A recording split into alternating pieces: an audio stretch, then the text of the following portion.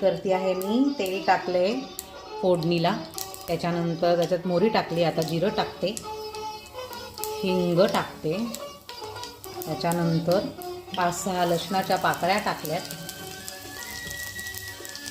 लसूण थोडासा परतून घेते.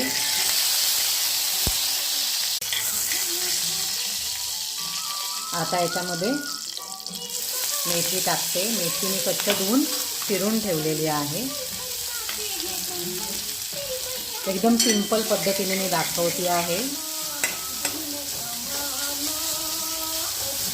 परतून घेऊया मेथी. थोडीशी मीठ टाकते, त्याच्यानंतर हळद, तिखट टाकते, नंतर हा गोडा मसाला, हा अजून एक मसाला आहे माझ्याकडे, तो टाकते.